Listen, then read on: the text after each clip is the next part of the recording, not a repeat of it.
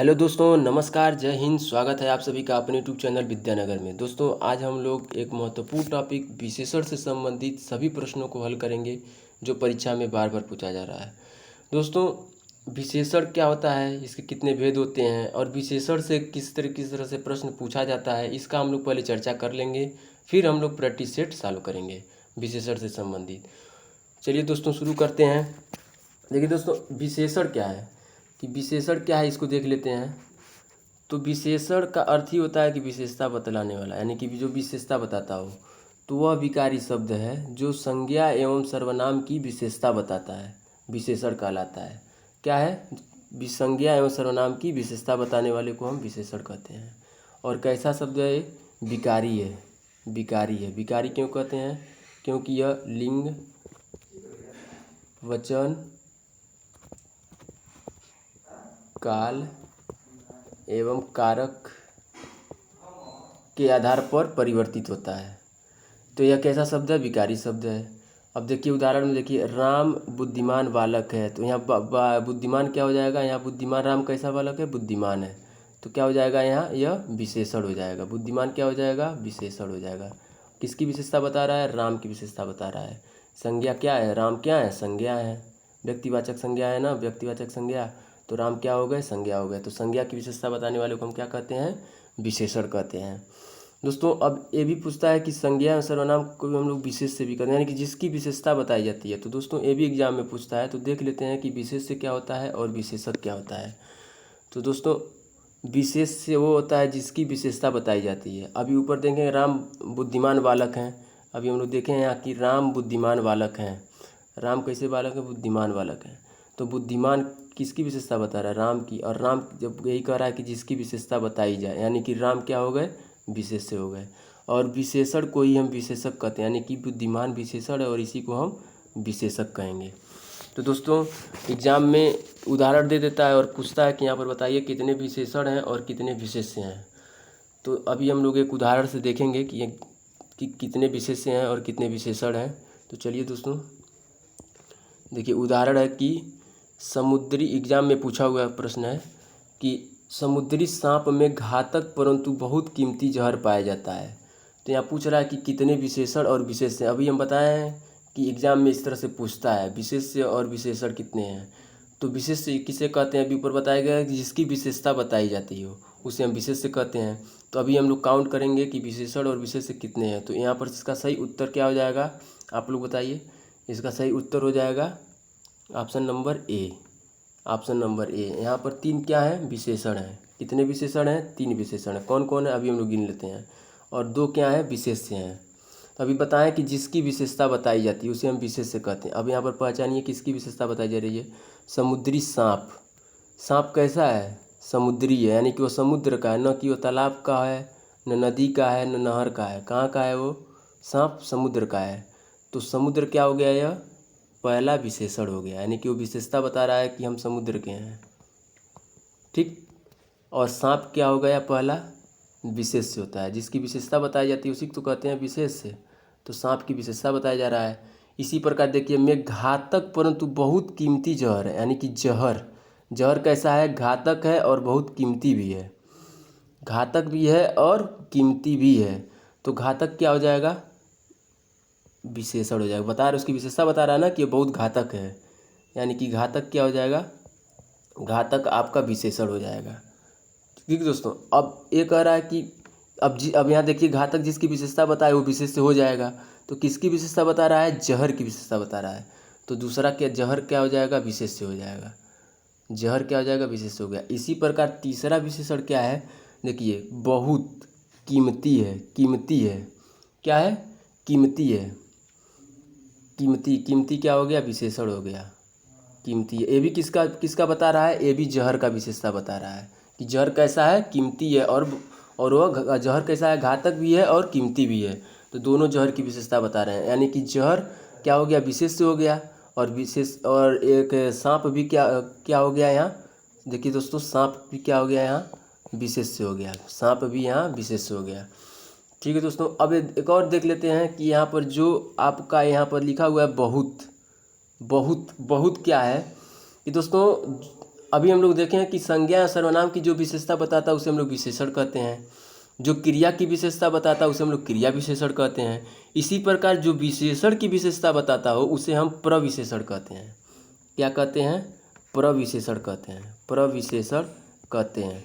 तो दोस्तों यहाँ पर जो बहुत है, बहुत शब्द जो लिखा हुआ है यह विशेषण की विशेषता बता रहा है, इसलिए क्या है? यह प्रविशेषण है। क्या है? यह प्रविशेषण है। क्यों? देखिए, कीमती क्या था? कीमती यहाँ पर विशेषण है और इसकी विशेषता बता रहा है कि बहुत कीमती है, तो क्या हो गया? यह प्रविशेषण हो गया। क्या हो गया? यह प्रविशेषण हो गया। तो दोस्तों प्रविशेषण भी पूछता है एग्जाम में, तो जो विशेषण की विशेषता बताता हो उसी को हम प्रविशेषण कहते हैं। चलिए दोस्तों, आगे का टॉपिक क्या है उसको हम लोग देख लेते हैं। देखिए दोस्तों, एग्जाम में एक और पूछता है कि उद्देश्य और विधेय। उद्देश्य किसे कहते हैं और विधेय किसे कहते हैं? कभी कभी एग्जाम्पल लेके पूछ लेता है कि यहाँ पर उद्देश्य विशेषण क्या है और विधेय विशेषण क्या है। अभी ऊपर हम लोग देखे हैं कि विशेष और विशेषण छांटने के लिए दिया है। अब यहाँ पर पूछ लेगा कि उद्देश्य क्या है और विधेय क्या है। विधेय क्या है? तो यहाँ पर देखिए, क्या किसे विधेय कहते हैं, किसे उद्देश्य कहते हैं। तो देखिए उद्देश्य क्या होता है, और एक सेकेंड और इसको और बड़ा कर दें। देखिए उद्देश्य किसे कहते हैं? तो उद्देश्य कर्ता को उद्देश्य कहा जाता है। यानी कि जो, देखिए वाक्य किससे मिलकर बना होता है? वाक्य एक कर्ता होगा, कर्म होगा और क्रिया होगा, इसी तो वाक्य बनता है। या तो कर्ता होगा, कर्म होगा, क्रिया होगा, वाक्य आपका बन जाएगा। वाक्य में कर्ता होते हैं, क्रिया होते हैं, यही होता है। तो देखिए दोस्तों, यहाँ पर क्या कह रहा है कि उद्देश्य किसे कहते हैं? तो कर्ता यानी कि वाक्य में जो कर्ता होता है उसको हम लोग क्या कहते हैं? उसको हम लोग उद्देश्य कहते हैं। और उद्देश्य की जो विशेषता बताता है उसे हम लोग उद्देश्य विशेषण, यानी कि जो कर्ता है, कर्ता की विशेषता बताने वाले को उद्देश्य विशेषण, और कर्ता को हम लोग उद्देश्य कह रहे हैं, और जिसकी विशेषता बताई यानी कर्ता की विशेषता बताई इसी हम लोग उद्देश्य विशेषण कहते हैं। और विशेषण को उद्देश्य विशेषण कहा जाता है। अच्छा, जिसकी विशेषता बताने वाले को विशेषण को उद्देश्य विशेषण कहा जाता है। तो कर्ता की विशेषता बता रहा है ना, तो कर्ता की विशेषता बता रहा है, इसलिए यहाँ क्या हो गया? उद्देश्य विशेषण है। यानी कि जो विशेषण कर्ता की विशेषता बताए उसे हम लोग उद्देश्य विशेषण कहते हैं। क्यों? क्योंकि कर्ता को ही हम लोग उद्देश्य कहते हैं और कर्ता की विशेषता बताने वाले को हम लोग उद्देश्य विशेषण कहते हैं। इसी प्रकार विधेय क्या होता है? तो विधेय देख लीजिए दोस्तों, कभी हम बताएं कि वाक्य में एक कर्ता होगा, फिर कर्म होगा, वाक्य इसी से तो बनता है, कर्ता होगा, कर्म होगा, नहीं कर्म होगा तो अकर्मक क्रिया हो जाएगा, अकर्मक वाक्य हो जाएगा। इसी प्रकार एक क्रिया होगी, अगर वाक्य में कर्म नहीं दिया रहता है तो भी तो हम लोग छानने को मिलता है कौन सा वाक्य अकर्मक है, कौन सा वाक्य सकर्मक है, तो उसमें भी तो कर्ता होती है, क्रिया होती है। तो देखिए दोस्तों, विधेय उसे कहते हैं कि उद्देश्य के बारे में कही गई बात विधेय कहलाता है। यानी कि जो बात हम लोग उद्देश्य के बारे में कहा जाता है उसी को हम लोग क्या कहते हैं? विधेय कहते हैं। विधेय, अभी देखें ना, राम बुद्धिमान है, यानी कि राम क्या हो गए? कर्ता थे, यानी कि वो क्या हो गए? उद्देश्य हो गए। और यहाँ पर कर्म और क्रिया ये दोनों क्या कहलाएंगे? विधेय कहलाएंगे। यही तो इसकी पूरी वाक्य की इसका व्याख्या करेगा। उद्देश्य के बारे में कही गई बात विधेय कहलाता है, तो यहाँ पर क्या हो जाएगा? कर्म और क्रिया यहाँ पर विधेय कहलाएंगे, विधेय कहलाएंगे। देखिए दोस्तों, यहाँ लिखे हैं कर्म और क्रिया, यहाँ क्या हो जाएगा? विधेय कहलाएगा। तो चलिए दोस्तों, इसका एक उदाहरण से समझ लेते हैं। देखिए दोस्तों, यहाँ पर पूछ रहा है कि बुद्धिमान बालक तेज दौड़ता है, तो यहाँ पर क्या हो जाएगा? बुद्धिमान बालक कैसा है? बुद्धिमान है। और किसकी विशेषता बता रहा है? बालक की विशेषता बता रहा है। और अभी हम लोग जाने कि कर्ता की विशेषता बताने वाले, कर्ता को ही हम लोग उद्देश्य कहते हैं और उद्देश्य की विशेषता बताने वाले को हम लोग उद्देश्य विशेषण कहते हैं। तो बुद्धिमान क्या हो गया? उद्देश्य विशेषण हो गया। इसी प्रकार हम लोग देख लेते हैं कि तेज किसकी विशेषता बता रहा है? दौड़ने का। दौड़ना क्या है? क्रिया। और अभी बताया कि वाक्य में कर्ता होगा, कर्म होगा और क्रिया होगा। तो कर्ता जो होता है वो तो उद्देश्य हो जाता है, लेकिन जो कर्म होता है और क्रिया होता है वो क्या होता है? विधेय होता है। तो तेज किसकी विशेषता बता रहा है? दौड़ने का, यानी कि एक क्रिया विशेषण भी, और इसको हम लोग क्या कहेंगे? विधेय विशेषण कहेंगे, विधेय विशेषण भी कहेंगे, विधेय विशेषण भी कहेंगे। यहाँ क्रिया विशेषण भी इसे कह देंगे और इसे हम लोग विधेय विशेषण भी कहेंगे। चलिए दोस्तों, अब आगे का टॉपिक क्या है कि इसमें देखते हैं कि विशेषण के भेद कितने हैं। तो विशेषण के मुख्यतः 4 भेद होते हैं। कितने भेद होते हैं? 4 भेद होते हैं। कौन कौन होते हैं? गुणवाचक होता है, संख्यावाचक विशेषण होता है, परिमाणवाचक विशेषण होता है, एक चौथा सांकेतिक या इसी को हम लोग सार्वनामिक विशेषण कहते हैं। तो चलिए दोस्तों, इसका एक एक हम लोग देख लेते हैं कि गुणवाचक विशेषण क्या होता है, संख्यावाचक विशेषण क्या होता है। तो देखिए दोस्तों, पहला जो भेद है इसका गुणवाचक विशेषण, तो इस क्या होता है कि जिस शब्द से संज्ञा का गुण, दशा, स्वभाव आदि लक्षित हो, यानी कि जिससे पता चले कि उसकी विशेषता क्या है, तो उसे हम गुणवाचक विशेषण कहते हैं जी। और इसके भी कई भेद होते हैं। जैसे एग्जाम्पल में उदाहरण दे के भी पूछ देता है, वहाँ पर ये नहीं पूछेगा कि यहाँ पर संख्यावाचक विशेषण है कि गुणवाचक विशेषण है कि सांकेतिक विशेषण, ऐसे नहीं देगा, वहाँ पर इसी में से दे देगा। जैसे मान लीजिए यहाँ पर भला पूछ लेगा, भला भला उस पर टिक कैसे लगा देगा, भला, और रेखांकित भला कैसा विशेषण है, तो उसमें पूछ देगा गुण बोधक है कि काल बोधक है कि आकार बोधक है। तो इस तरह से एग्जाम्पल में पूछता है, प्रश्न में पूछा जाता है परीक्षा में। तो गुण बोधक में क्या क्या होता है? जैसे भला, भला क्या होता है? किसी की विशेषता ही तो बता रहा है कि वो भला इंसान है, वो बुरा इंसान है, वो झूठ बोलता है, वो सच्चा इंसान है। तो किसकी विशेषता बता रहा है? उसकी गुण की विशेषता बता रहा है, उसको हम लोग गुण बोधक कहेंगे। और इसी में एक है काल बोधक, यानी कि ये नया है। ये अब कोई सामान खरीद के लाते हैं तो कहते हैं अभी नई सामान, नई चीज़ है, नई किताब है, पुरानी किताब है, अभी ये ताज़ा है, या भूतकाल में, अब इसका भूतकाल में हो गया है या भविष्य काल में आने वाला है। तो इसको ये क्या हो जाएगा? एक काल का बोध जहाँ करा, यानी कि समय का बोध जहाँ करा, नया पुराना ताज़ा, इससे जो होता है उसको काल बोधक कहा जाता है। और ये सब क्या है? ये सब गुणवाचक विशेषण के भेद हैं। और इसमें आगे क्या क्या है देख लेते हैं। आकार बोधक भी होता है।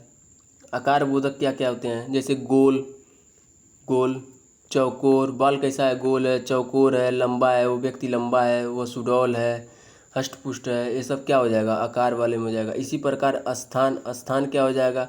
जैसे स्थान हो जाएगा, जैसे पंजाबी किसी स्थान का बोध करा रहा है, पंजाबी, राजस्थानी, बंगाली, ये सब क्या करा रहा है? स्थान का बोध करा रहा है। इसी प्रकार ऊपरी सतह, यानी कि ऊपर का सतह या नीचे का सतह, ये भी स्थान का बोध करा रहा है कि ये ऊपर है कि नीचे है। ये दाएं हैं कि बाएं हैं, ये सब क्या बता रहा है? इसका स्थान बोधक बता रहा है। इसी प्रकार रंग बोधक भी होता है, जैसे लाल, पीला, नीला, हरा, जो बताया वो विशेषण है। इसी प्रकार दशा बोधक होता है कि वह व्यक्ति बहुत दुबला है, वो बहुत पतला है, वो बहुत मोटा है, यह सामान बहुत भारी है।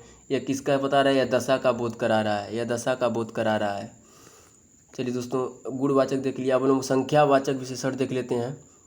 संख्यावाचक विशेषण क्या होता है कि जिन शब्दों से संज्ञा या सर्वनाम की संख्या लक्षित होती है उसे हम संख्यावाचक विशेषण कहते हैं। दोस्तों, जैसे कि संख्यावाचक विशेषण जिससे हम संज्ञा सर्वनाम की संख्या का बोध होता है, संज्ञा या सर्वनाम का कैसा बोध होता है? संख्या का बोध कराता हो, उसकी विशेषता बताता हो, तो संख्या का बोध कराते हैं। निश्चित, और ये दो प्रकार के होता है, एक निश्चित होता है और एक अनिश्चित होता है।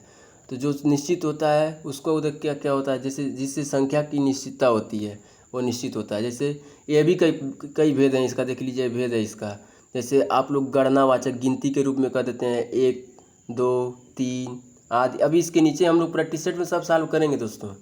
इसी प्रकार क्रम हो जाता है कि वह क्रम से वो पहला है, वो दूसरा है, वो तीसरा है। इसी प्रकार आवृत्त यानी कि गुणा करके कहते हैं कि 2 गुना है, 3 गुना है, ये सब संख्या में है और वो भी निश्चित है। आप काउंट कर लेंगे कि वो 2 गुना है, 3 गुना है, 4 गुना है। फिर समूह या समुदाय का जो बोध कराता हो, जैसे दोनों, तीनों, चारों, और ये सब कैसे किसके हैं? ये निश्चित संख्यावाचक विशेषण है,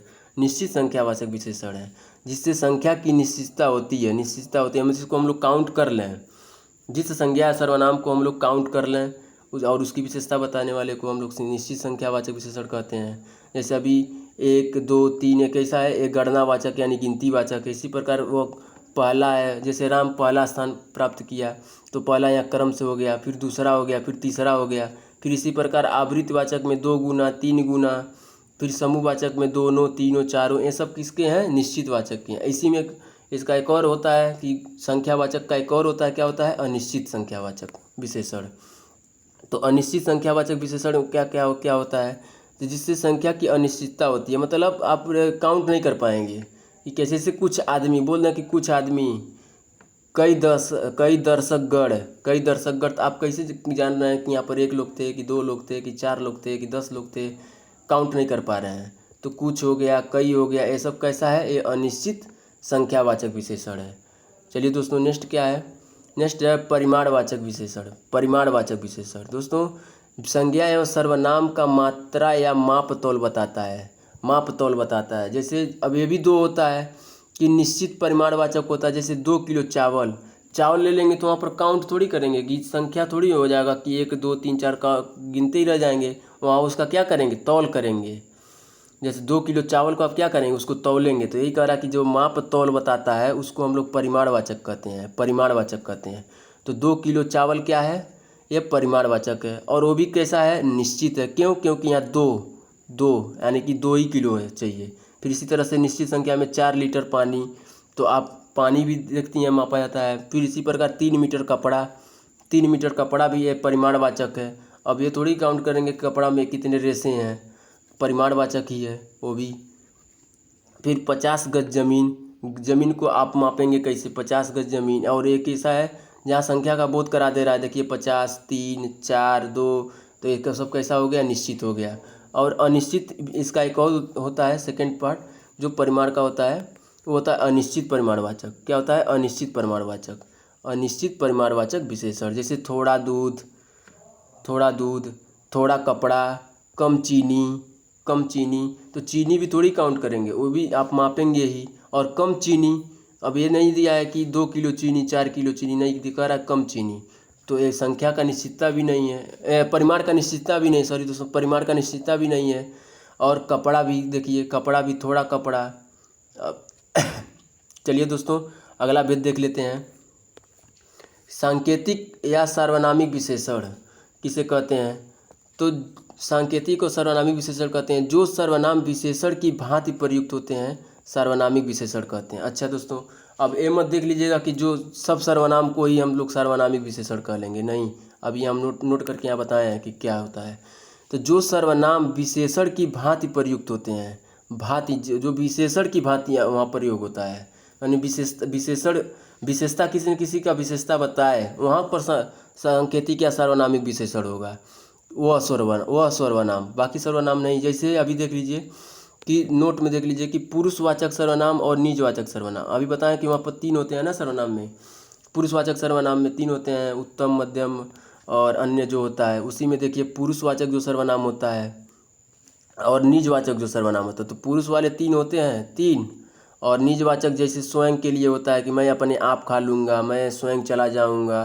तो जो स्वयं वाला होता है उसी को निजवाचक सर्वनाम कहते हैं। आप प्लेलिस्ट में होगा सर्वनाम, हम पढ़ाए हुए हैं, वहाँ पर जाकर देख लीजिएगा दोस्तों कि पुरुषवाचक सर्वनाम क्या है, निजवाचक सर्वनाम क्या है।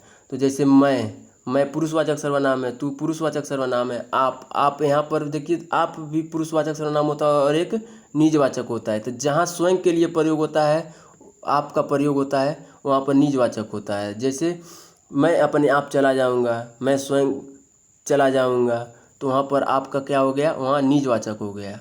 और किसी दूसरे के लिए प्रयोग करेंगे तो वहाँ पर ये आप पुरुषवाचक हो जाएगा। तो दोस्तों इसका बहुत अच्छे से हम पढ़ाए हुए हैं सर्वनाम में, वहाँ जाके डिस्क्रिप्शन बॉक्स में लिंक दे दिया गया है, या प्लेलिस्ट में जा कर के देख लीजिएगा। चलिए दोस्तों, अब देख लेते हैं कि को छोड़कर अन्य सर्वनाम जब किसी संज्ञा के पहले आता है, किसके पहले आए, वो भी देखिए संज्ञा के पहले आए। जो सर्वनाम आ रहा है वो भी किसके पहले आए, संज्ञा के पहले आए, तब वह सर्वनामिक विशेषण कहलाता है। जैसे यह वह, इसका उदाहरण देख लेते हैं, उदाहरण देख समझ जाते हैं। जैसे उदाहरण में देखिए कि यह पुस्तक मेरी है, यह पुस्तक मेरी है। तो देखिए दोस्तों, यह रेखांकित किए हुए थे हम, देख लीजिए यहाँ कि यहाँ पर यह जो है यह सर्वनामिक विशेषण है। यह क्या है, यही एक सर्वनामिक विशेषण है। क्या है, यह सर्वनामिक विशेषण है। क्यों, क्योंकि यह पुस्तक मेरी है, किसकी विशेषता बता रहा है कि पुस्तक की, यह पुस्तक मेरी है, इसकी ओर संकेत कर रहा है। इसीलिए इसको हम लोग सांकेतिक विशेषण भी कहते हैं। इसको हम लोग क्या कहते हैं, सांकेतिक विशेषण भी कहते हैं, सांकेतिक विशेषण भी कहते हैं कि यह पुस्तक मेरी है। किसकी विशेष पुस्तक है, मेरी पुस्तक है। किसकी विशेषता बता रहा है कि यह मेरी है, मेरी है। तो क्या हो गया, यह सार्वनामिक विशेषण हो गया। क्या हो गया, सार्वनामिक विशेषण हो गया। ठीक दोस्तों, अगर यही पूछ ले कि यहाँ पर देखिए कह रहा है कि हाँ, और दोस्तों ये भी कहा है कि यह किसके पहले हो, संज्ञा से पहले हो। पुस्तक क्या है, संज्ञा है, और संज्ञा से पहले हो। जो सर्वनाम यहाँ प्रयुक्त किया गया है, जो सर्वनाम विशेषण की बात प्रयोग किया गया है, वह संज्ञा के पहले हो। तो यह के किससे पहले है, संज्ञा से पहले है। अब एक और उदाहरण देख लेते हैं। जैसे यह मेरी पुस्तक है, यह मेरी पुस्तक है, यह मेरी पुस्तक है। दोस्तों यहाँ पर क्या हो जाएगा, देखिए यहाँ पर कह रहा है कि जो सर्वनाम है, जो सर्वनाम यहाँ प्रयुक्त हुआ है और विशेषण की बात प्रयुक्त हुआ है, वह संज्ञा से पहले प्रयुक्त हुआ है।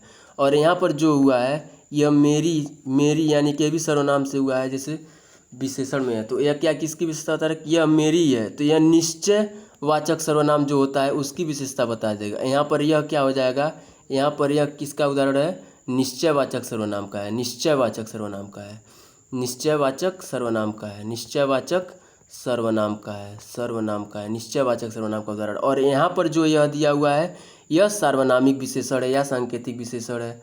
यह मेरी पुस्तक है, यह निश्चितता कर रहा है कि यह मेरी पुस्तक है। और यह पुस्तक मेरी है, तो यह विशेषता ये भी बता रहा है, लेकिन यह पुस्तक मेरी है। तो यहाँ पर देखिए दोस्तों, यहाँ पर हमेशा ध्यान रखना पड़ेगा कि पुस्तक किससे पहले आए, पुस्तक यह किससे पहले आए, पुस्तक यानी कि संज्ञा से पहले आए, संज्ञा से पहले आए। चलिए दोस्तों, अगला क्या है।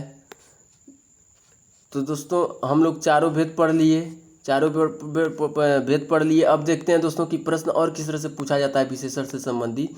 तो दोस्तों कभी कभी विशेषण की अवस्थाएं भी पूछ लिया जाता है, कि जैसे पूछ लेगा कि महान का मूलावस्था में क्या होगा, उत्तरावस्था में क्या होगा, उत्तमावस्था में क्या होगा।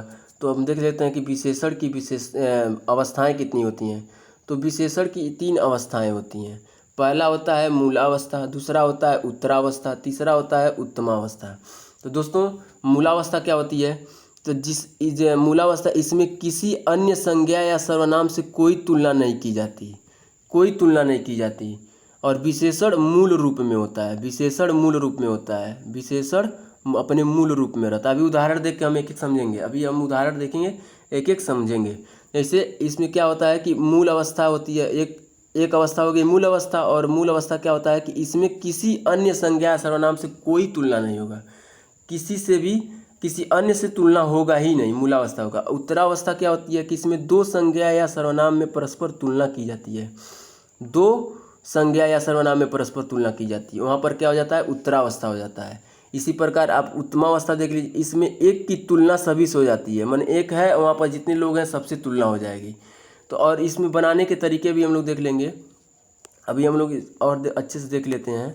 जैसे इसका उदाहरण थोड़ा और नीचे कर दिया, जैसे कि यहाँ पर देखिए कि मूल अवस्था में कि मोहन अच्छा लड़का है, मोहन कैसा लड़का है, अच्छा लड़का है। तो दोस्तों यहाँ पर जो अच्छा है, जो अच्छा है यह अपने मूल अवस्था में है, विशेषण कैसा है, अपने मूल अवस्था में। और इसमें किसी से तुलना नहीं हो रही है, किसी से नहीं है कि मोहन अच्छा लड़का है, केवल मोहन की बात की जा रही है। अच्छा, उत्तरावस्था क्या होती है, उत्तरावस्था में होता है कि इसमें 2 संज्ञा या सर्वनाम में परस्पर तुलना की जाती है। तो जैसे अभी देखिए कि सोहन मोहन से श्रेष्ठ लड़का है, तो कैसा है, सोहन मोहन से श्रेष्ठ है। देखिए 2 लोग में तुलना हो रही है, 2 संज्ञा या सर्वनाम में तुलना हो रही है, 2 संज्ञा में तुलना हो रही है, सोहन और मोहन, सोहन और मोहन में तुलना हो रही है कि सोहन मोहन से श्रेष्ठ लड़का है या सोहन श्रेष्ठतर है। अभी इसके बनाने के हम लोग देख रहे हैं कैसे बनता है। इसी प्रकार देखिए कि अभी हम लोग समझ रहे हैं कि किससे किससे तुलना होती है, अभी हम बनाने का तरीका देखेंगे।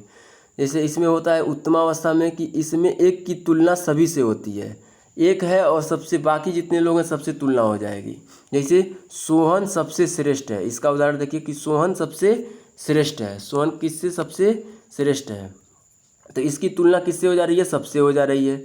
इसमें 2 लोग से तुलना हो रही है कि या तो मोहन और सोहन में तुलना हो रही है, और यहाँ केवल मोहन की बात कर रहा है। तो जो मोहन की बात कर रहा है यानी कि अपने मूल अवस्था में है।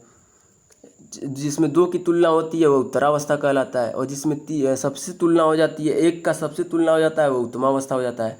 अब बनाते कैसे हैं, जैसे आप देख लीजिए कि अभी पूछा है कि अभी यहाँ पर हो जाता है कि मोहन श्रेष्ठ लड़का है, मोहन कैसा लड़का है, श्रेष्ठ लड़का है। तो इसको देखिए कि यह अवस्था 2 तरीके से बनाया जाता है, या तो विशेषण शब्द से पहले, या तो विशेषण शब्द से पहले क्या करते हैं, ठीक पहले क्या लिखते हैं, से लिख दें, या विशेषण के साथ तर प्रत्यय जोड़ दें, तर प्रत्यय जोड़ दें, या तो विशेषण से पहले से लिख दें या विशेषण में तर प्रत्यय जोड़ दें, तर प्रत्यय जोड़ दें। अभी देखिए ऊपर, जैसे अभी यहाँ हो जाता कि मोहन श्रेष्ठ लड़का है, तो यहाँ क्या हो गया, सोहन मोहन से श्रेष्ठ लड़का। अभी हम कहें कि विशेषण से पहले आप उत्तरावस्था बना रहे हैं, उत्तरावस्था में यानी कि दो की तुलना कर रहे हैं, तो वहाँ पर विशेषण क्या है, श्रेष्ठ। श्रेष्ठ क्या है विशेषण, क्यों, क्योंकि ये मोहन या सोहन की तुलना बता रहा है कि सोहन मोहन से भी श्रेष्ठ है, तो दो की तुलना किया जा रहा है। तो अभी हम बताएं कि विशेषण से पहले इसके दो तरीके हैं, एक विशेषण से पहले से लगाया जाता है और एक विशेषण में तर प्रत्यय जोड़ दिया जाता है। कौन सा प्रत्यय जोड़ा जाता है, तर प्रत्यय जोड़ा जाता है। तो या तो विशेषण से पहले से लगा दीजिए कि सोहन मोहन से श्रेष्ठ लड़का, या सोहन श्रेष्ठतर है, श्रेष्ठतर है, यानी कि श्रेष्ठ में तर प्रत्यय जोड़ दीजिए। इसी प्रकार आप जब तीनों की एक का अन्य सभी से तुलना करेंगे तो वहाँ कैसे बनाते हैं, तो यहाँ पर भी देखिए कि अब कह रहा है कि यहाँ पर सोहन सबसे श्रेष्ठ है, तो यहाँ पर भी क्या होता है कि या तो श्रेष्ठ से पहले आप सबसे लिख दीजिए, सबसे लिख दीजिए, या श्रेष्ठ में आप तम प्रत्यय जोड़ दीजिए, तम प्रत्यय जोड़ दीजिए। जैसे यहाँ देख लीजिए सोहन श्रेष्ठतम है, सोहन कैसा है, सोहन श्रेष्ठतम है, तो श्रेष्ठ में तम जोड़ दिए, तो यहाँ पर एक की तुलना सभी से हो गई, सोहन श्रेष्ठतम, यानी कि जितने लोग वहाँ हैं सबसे श्रेष्ठतम कौन है, सोहन है। इसी प्रकार देख लीजिए, अब इसका हम लोग देख लेते हैं कि जैसे मोहन अच्छा लड़का है, तो ये किस में है, अपने मूल अवस्था में है। जब दो की तुलना हो रही है, सोहन मोहन की देखिए तुलना हो रही है, तो विशेषण से पहले या तो से लिख देते हैं या विशेषण में तर प्रत्यय जोड़ देते हैं, इसके बनाने की विधि होती है, जोड़ देते हैं, या विशेषण से पहले से या तर जोड़ देते हैं बनाने के लिए। इसी प्रकार इसमें क्या होता है कि विशेषण से पहले या तो सबसे जोड़ देते हैं या विशेषण में तम जोड़ दिया जाता है, विशेषण में क्या किया जाता है, तम जोड़ दिया जाता है। और इसका और देख लेते हैं, जैसे कि अभी हम लोग देखें से निम्न है या निम्नतर है, से लघु है या लघुतर है। इसी प्रकार से निम्न है या निम्नतम है, तम, तम प्रत्यय एक दिमाग में बैठाइए कि जहाँ तम होगा वहाँ उत्तम, उत्तम उत्तम, हाँ उत्तमावस्था, उत्तमावस्था में क्या होता है, उत्तम म है, तो उसमें हम लोग क्या जोड़ेंगे, तम जोड़ेंगे, तम जोड़ेंगे, तो यहाँ पर क्या हो जाएगा, उत्तम है, निम्नतम है, श्रेष्ठतम है। अभी इसका उदाहरण हम लोग देख रहे हैं, एक एक उदाहरण देख लिया जाता है। जैसे महान, इसीलिए एक एक उदाहरण हम लोग सबका रखे हुए हैं। जैसे महान, महान का उत्तरावस्था होगा, महान क्या है, महान, महान का उत्तरावस्था। अभी हम बताएं कि उत्तरावस्था में कि महान में या तो पहले से जोड़ दें, से जोड़ दें, या महान में हम तर प्रत्यय जोड़ दें उत्तरावस्था के लिए। तो दोस्तों यहाँ पर से कोई उदाहरण मतलब ऑप्शन नहीं दिया है, या तर प्रत्यय ही जोड़ा है, या तो यहाँ पर देख लीजिए सी ऑप्शन सही है, महत्तर, महत्तर। महान अपने यहाँ पर देख लीजिए मूल अवस्था में है, ये अपने मूल अवस्था यानी कि मूलावस्था में है। तीन अवस्था में एक मूलावस्था होती है, मूल अवस्था में। इसी प्रकार महत्तर अपने द्वितीय अवस्था यानी कि उत्तरावस्था में है, उत्तरावस्था में है, उत्तरावस्था में है। इसी प्रकार आपका जो देखिए यहाँ महत्तम, महत्तम जो दिया हुआ है ये आपका उत्तमावस्था में है, उत्तमावस्था में है, उत्तमावस्था में है, उत्तमावस्था में है दोस्तों, उत्तमावस्था में है। तो इसका महान का उत्तरावस्था क्या हो जाएगा, महत्तर। क्यों, क्योंकि तर प्रत्यय जोड़ दिया जाता है, किसमें, विशेषण में, तो क्या हो जाएगा, महत्तर हो जाएगा। इसी प्रकार तम प्रत्यय जोड़ देंगे तो क्या हो जाएगा, महत्तम हो जाएगा, तो ये उत्तमा हो जाएगा। चलिए दोस्तों, गुरु, गुरु का उत्तमावस्था क्या होगा, तो अभी बताएं कि तम प्रत्यय जोड़ दिया जाता है। उत्तमावस्था में क्या जोड़ा जाता है, तम जोड़ा जाता है, तो गुरु में तम जोड़ दीजिए, गुरुतम, गुरुतम। तो क्या हो जाएगा यहाँ पर आपका option number A, option number A सही है, गुरुत्तम। गुरुत्तर क्या हो जाएगा, इसका उत्तरावस्था हो जाएगा, और गुरु क्या हो जाएगा, मूलावस्था हो जाएगा। चलिए दोस्तों, अब हम लोग एक एक उदाहरण देखेंगे, एक जितने भेद हैं सर्वनाम के सबका एक एक उदाहरण, और प्रतिशत जी सब प्रश्न पूछा हुआ है प्रश्न, और इसका हम लोग सॉल्व करेंगे। चलिए दोस्तों, नीचे दिए शब्दों में से कौन सा गुणवाचक विशेषण का उदाहरण नहीं है, तो कौन उदाहरण नहीं है, देखिए दोस्तों, इसका सही उत्तर हो जाएगा आपका बहुत लंबी सी, बहुत लंबी सी। दोस्तों इसका सही हो जाएगा क्या, बहुत लंबी सी, बहुत लंबी सी हो जाएगा दोस्तों, इसका सही उत्तर क्या हो जाएगा, बहुत लंबी सी। गुणवाचक विशेषण दोस्तों अभी हम बताएं कि जो गुण की विशेषता बताता हो, यानी कि और गुणवाचक कैसे हम लोग जानेंगे। यहाँ प्रश्न करते हैं कैसा कैसी, और जो गुण दशा रंग रूप आकार की विशेषता बताता हो। संज्ञा सर्वनाम के गुण दोष रंग रूप आकार का जो विशेषता बताता हो वो गुणवाचक होता है।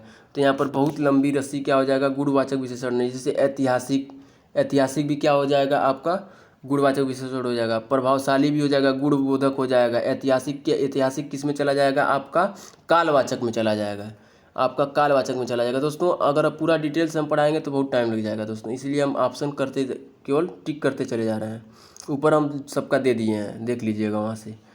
तो इसका सही उत्तर क्या हो गया था, डी ऑप्शन, डी ऑप्शन, बहुत लंबी रस्सी।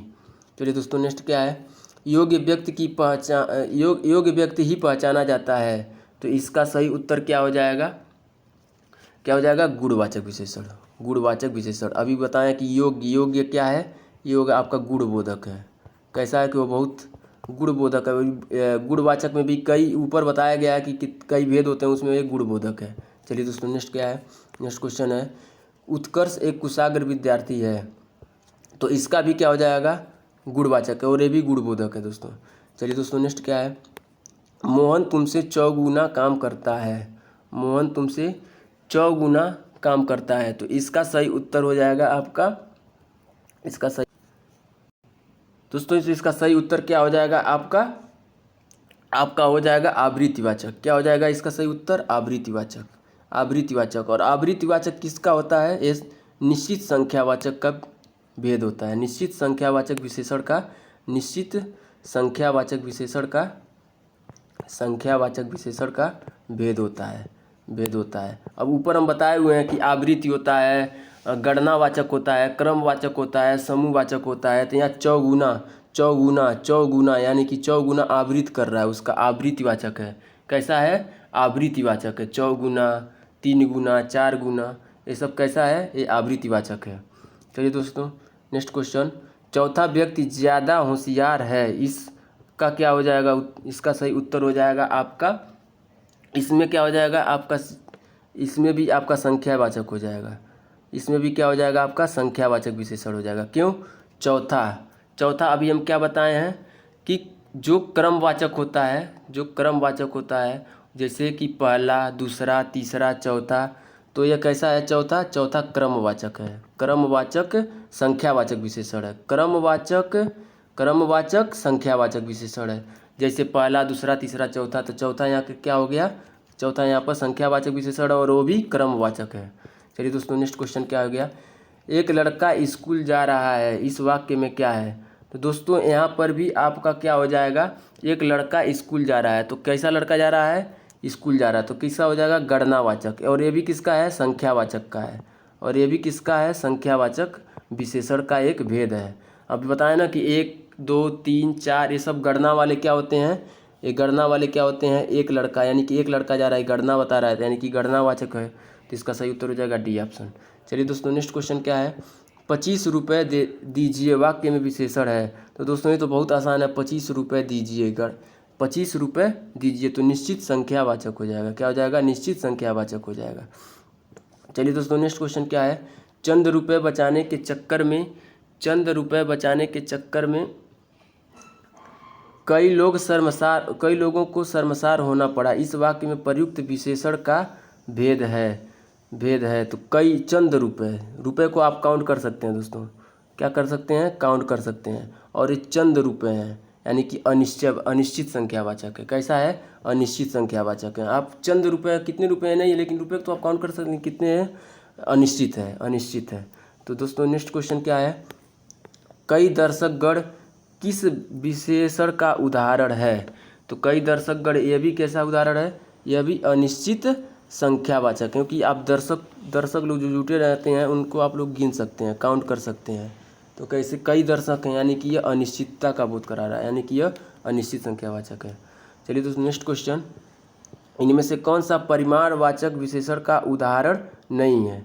तो इससे आप ऑप्शन से एलिमिनेट कर सकते हैं कि इसमें कौन सा परिमाणवाचक विशेषण नहीं है, नहीं है, नहीं है। ये परीक्षा में दोस्तों नहीं है, दिमाग में जरूर रखे रहिएगा कि नहीं है पूछा गया है। जैसे 50 गज ज़मीन, तो अभी आप जानते हैं कि परिमाणवाचक होता है जो मापा और तौला जाता हो, तो 50 गज ज़मीन मापा जाता है, ये भी परिमाण है, तो ये सही है, ये है। इसी प्रकार देखिए 10 लीटर पानी को भी क्या किया था, मापा जाता है, ये भी सही है, और ये निश्चित परिमाणवाचक है। इसी प्रकार 2 किलो ये भी है, लेकिन अनगिनत तारे क्या है, परिमाणवाचक विशेषण नहीं है। तो इसका सही उत्तर क्या हो जाएगा, अनगिनत तारे। इसका सही उत्तर क्या हो जाएगा दोस्तों, अनगिनत तारे। अनगिनत तारे दोस्तों, कभी कभी आप जो उसका ऑप्शन दिया रहता है उससे एलिमिनेट कर सकते हैं। और ये अनगिनत तारे क्या हैं, अनगिनत तारे अनिश्चित संख्यावाचक हैं। क्या हैं, अनिश्चित संख्यावाचक हैं।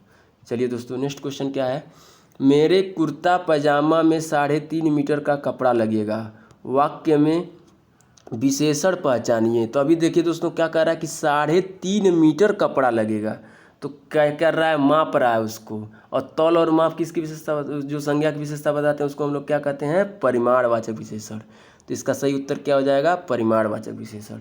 चलिए दोस्तों, नेक्स्ट क्वेश्चन क्या है कि समझदार शब्द में कौन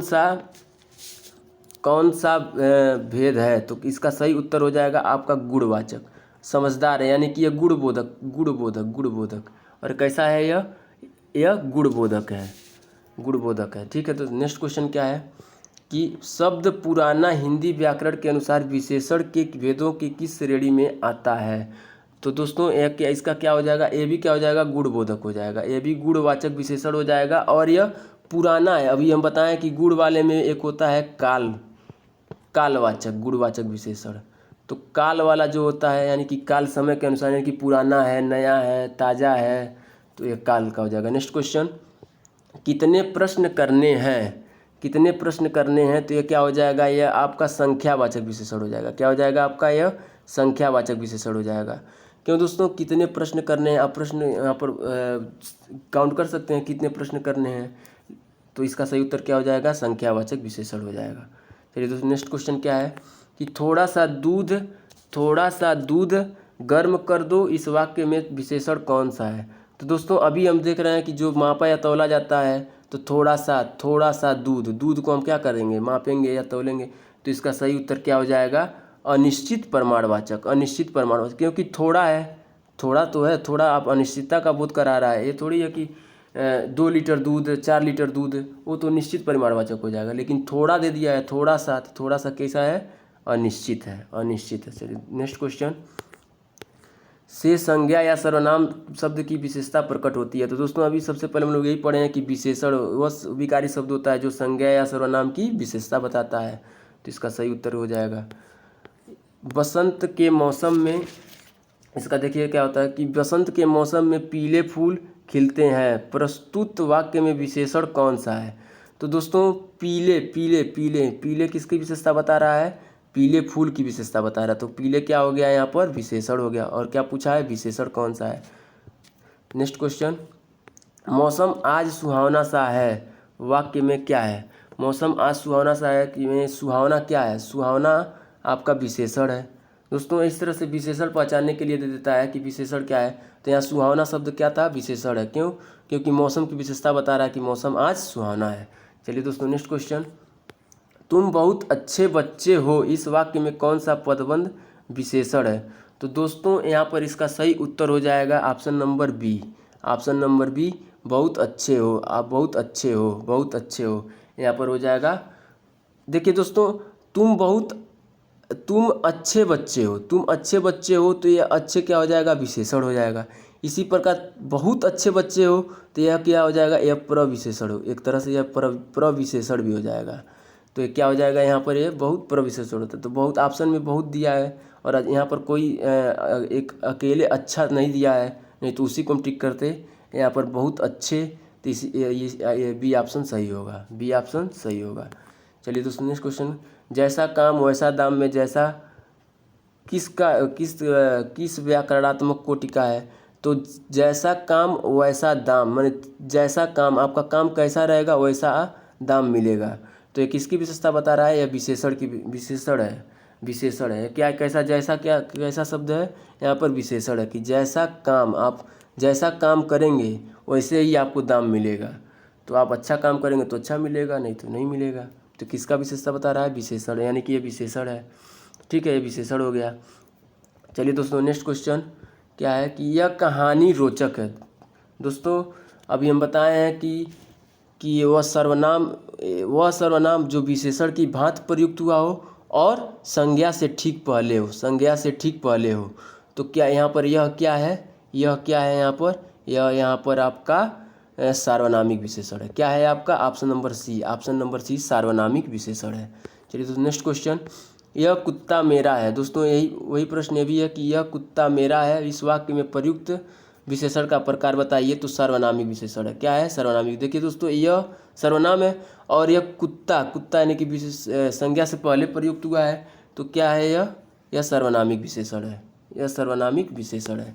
नेक्स्ट क्वेश्चन, चीनी, मद्रासी, बिहारी आदि शब्द कौन सा विशेषण है? तो दोस्तों यह हो जाएगा आपका स्थान बोधक, स्थान बोधक। दोस्तों कैसा हो जाएगा? यह आपका स्थान बोधक विशेषण हो जाएगा, स्थान बोधक विशेषण हो जाएगा। और यह भी किस में आता है? यह गुणवाचक में आता है। अभी हम ऊपर बताया है ना कि यह गुणवाचक विशेषण में आएगा। स्थान बोधक गुणवाचक विशेषण है। कैसा है? स्थान बोधक गुणवाचक विशेषण है। स्थान बोधक गुणवाचक विशेषण है। कैसा विशेषण है? यह गुणवाचक विशेषण है, गुणवाचक विशेषण है। चलिए दोस्तों, नेक्स्ट क्वेश्चन। दोस्तों आज बस इतना ही प्रश्न है।